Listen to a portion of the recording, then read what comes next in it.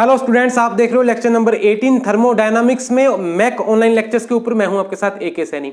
आज के लेक्चर में बिना टाइम वेस्ट किए चलिए स्टार्ट करते हैं process number 2 which is constant pressure thermodynamic process. और इसमें मैं आपको बताने जा रहा हूं कि नॉन फ्लो वर्क ट्रांसफर यानी क्लोज्ड सिस्टम वर्क ट्रांसफर कितना होगा। पिछला जो लेक्चर था लेक्चर नंबर 17 देख लीजिएगा डिस्क्रिप्शन बॉक्स में जाकर, उसमें मैं डिस्कस कर चुका हूं कांस्टेंट वॉल्यूम प्रोसेस, जिसको आप आइसोकोरिक प्रोसेस या आइसोमेरिक प्रोसेस भी कहते हैं, जिसमें वॉल्यूम कांस्टेंट रहता है, सिस्टम एक स्टेट से दूसरे स्टेट तक पहुंच जाता है। ठीक है, कैसे पहुंचता है, क्या होता है उसमें, वर्क ट्रांसफर कितना होता है, वो सारा मैंने डिस्कस कर दिया था। ठीक है जी। और आज के लेक्चर में देखते हैं हम कांस्टेंट प्रेशर प्रोसेस को, जिसको देखने के लिए हम हेल्प लेते हैं फिर से एक प्रेशर वॉल्यूम थर्मोडायनामिक चार्ट की, P versus V, pressure versus volume. ठीक है जी। इस चार्ट के ऊपर सबसे पहले तो प्लॉट करके देखते हैं कि हमारी कांस्टेंट प्रेशर प्रोसेस रन कैसे होगी, चलेगी कैसे। उससे पहले याद रखिए एक इंपॉर्टेंट बात बता रहा हूं, कांस्टेंट प्रेशर प्रोसेस को आप आइसोबारिक प्रोसेस भी बोलते हो, ISOBARIC, आइसोबारिक प्रोसेस। आइसो का मतलब होता है सेम, ठीक है, एक जैसा। सो आइसोबारिक प्रोसेस मतलब कांस्टेंट प्रेशर प्रोसेस। कहने का मतलब एक स्टेट 1 से दूसरी स्टेट 2 तक सिस्टम पहुंच जाएगा, लेकिन इस पूरी जर्नी के दौरान जो भी वो पाथ ट्रेस करेगा उस पूरे पाथ में प्रेशर जो है वो कांस्टेंट रहने वाला है इस प्रोसेस में। कैसे, आइए देखते हैं। मान लो सिस्टम की किसी एक टाइम के ऊपर स्टेट थी, स्टेट 1, उसको हम यहां पे कहीं दिखा देते हैं स्टेट 1, थर्मोडायनामिक स्टेट 1। इसका मतलब क्या है कि इस स्टेट पर उसका कुछ प्रेशर होगा, कुछ वॉल्यूम होगा। वो कितना होगा, देखो हमने क्या किया, यहां से इधर लाइन ड्रॉ की, यहां से यहां प्रोजेक्शन ली, और यहां से आप स्केल से रीड कर सकते हो वो प्रेशर कितना है। स्टेट 1 के ऊपर प्रेशर है मान लो P1, ठीक है। और यहां से जब लाइन नीचे प्रोजेक्ट की तो ये वाला वॉल्यूम आपके पास आ गया, सो दिस इज वॉल्यूम V1। तो ये है इनिशियल पैरामीटर्स, प्रॉपर्टीज की वैल्यूज स्टेट 1 के ऊपर। अब प्रोसेस शुरू हुई और उस प्रोसेस ने क्या किया, पाथ जनरेट किया। ठीक है, सब टर्म से आप अच्छी तरीके से परिचित हो क्योंकि मैंने सब कुछ आपको समझा रखा है सीक्वेंस में। लेक्चर्स उठाकर देखिए, डिस्क्रिप्शन बॉक्स में जाइए, प्लेलिस्ट आपको मिल जाएगी थर्मोडायनामिक्स की भी और दूसरे कोर्सेज की भी, वहां पे प्लेलिस्ट है।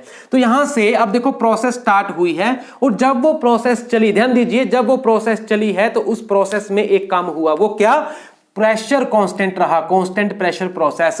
मतलब जैसे जैसे प्रोसेस आगे की तरफ बढ़ती चली गई, प्रेशर सिस्टम का ज्यों का त्यों बना रहा, प्रेशर में कोई चेंज नहीं आया। हाँ, बाकी पैरामीटर्स हिलते चले जाएंगे। तो यहां पर कांस्टेंट प्रेशर को हम कैसे दिखाएंगे, फिर देखो प्रोसेस चलेगी कुछ इस तरह से, बिल्कुल हॉरिजॉन्टल लाइन में चलेगी process, parallel to volume axis. इस तरह से प्रोसेस आगे बढ़ेगी।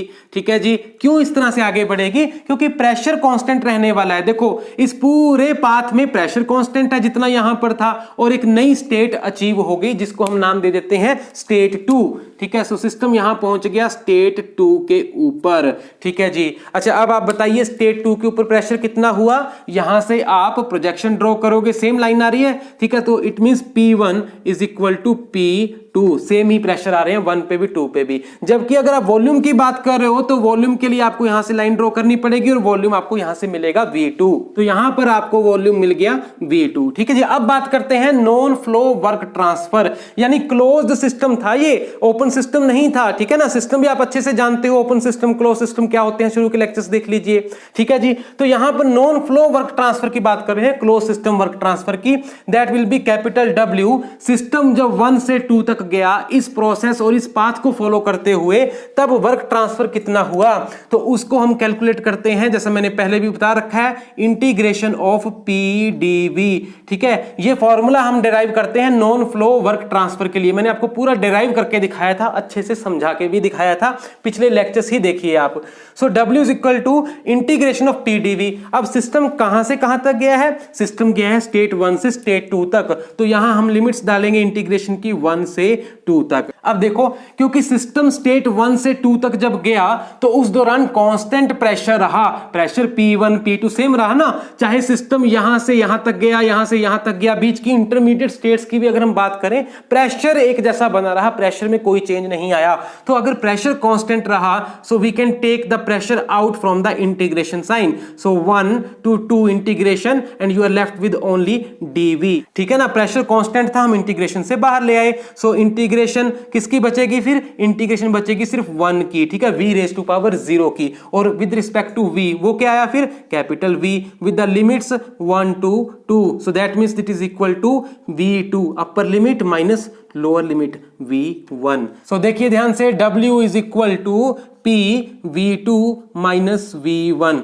So this is the closed system work transfer for isobaric या constant pressure process, याद रखिए। और दूसरी तरीके से भी हम देख सकते हैं, वो क्या, मैंने आपको बता रखा है कि प्रोसेस कर्व जो आपके पास आ रहा है, जैसे ये आपके पास कर्व आ गया, ठीक है, किसके ऊपर, प्रेशर वॉल्यूम चार्ट के ऊपर। तो उस कर्व के नीचे नीचे का आपने प्रोजेक्टेड एरिया देखना है, किसके ऊपर प्रोजेक्ट करके, वॉल्यूम एक्सिस के ऊपर। ये रहा आपके पास वॉल्यूम एक्सिस, तो वॉल्यूम एक्सिस के ऊपर इस पूरी प्रोसेस ने कौन सा एरिया प्रोजेक्ट किया है, दिस इज द एरिया। नजर आ रहा है ना आपको, ये सारा एरिया प्रोजेक्ट हो रहा है प्रोसेस कर्व के द्वारा, किसके ऊपर, वॉल्यूम एक्सिस के ऊपर। बस इस एरिया को आप नोट कर लीजिए, जितना भी ये एरिया होगा वो इन मैग्नीट्यूड इक्वल होगा किसके, non flow work transfer during the process. ये भी मैंने आपको समझा रखा है शॉर्टकट में पहले, ठीक है, कंपटीशन पॉइंट ऑफ व्यू से बहुत इंपॉर्टेंट चीज थी।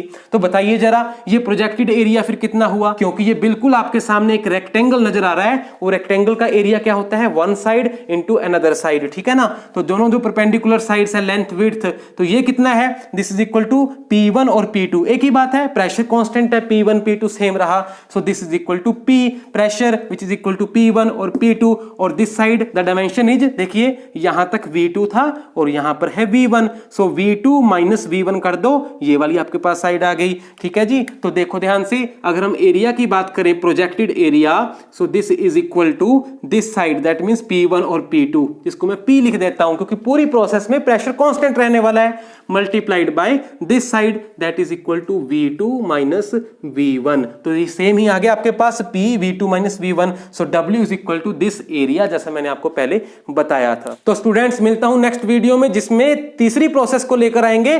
पहले हम डिस्कस कर चुके हैं कांस्टेंट वॉल्यूम प्रोसेस, अब कांस्टेंट प्रेशर प्रोसेस, और नेक्स्ट वीडियो में लेक्चर नंबर 19 में लेकर आऊंगा कांस्टेंट टेम्परेचर प्रोसेस, जिसको आइसोथर्मल प्रोसेस भी बोलते हैं। Till then, thank you very much.